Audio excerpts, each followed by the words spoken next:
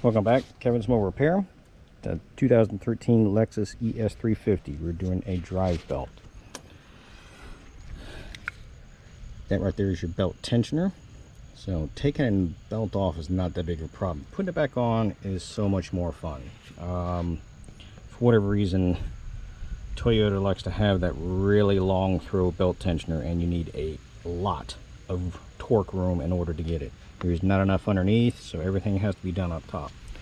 So what I did in order to get enough room, plus a two-stage belt install, I took off the motor mount, took off that bar brace, and I have the cool little tool right there that gives me plenty of leverage in order to move it from here to here. You can use a 3/8 socket. It's going to have to be a short well in order to get to it, or you can use one of the belt install tools or that tool right there. But still going to need a double style system in order to get it put on.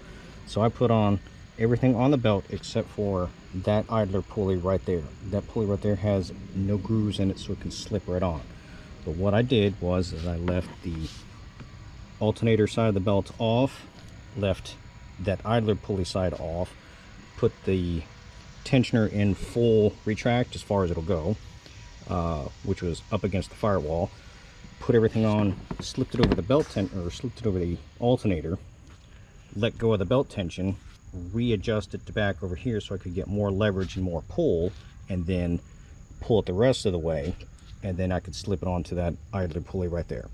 That's about the only way I could see, because that full swing of that tensioner is bigger than this engine assembly right here. So you'd have to be way out here in order to go way over there. Dumbass design. But that's how I did it in a two-stage.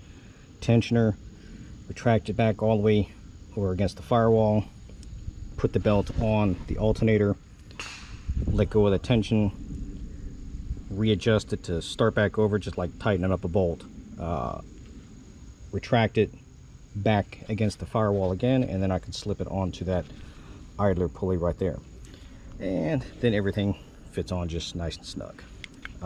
If one of the pulleys don't line up, like I had a problem with the water pump pulley, it didn't line up down at the bottom very well, just spin the engine over just for 1 second, and that should line the belt right up, and then just double check before we put everything back on. But that's basically how I did it, and this will be for most of these 3.5 V6s and stuff like that for this thing.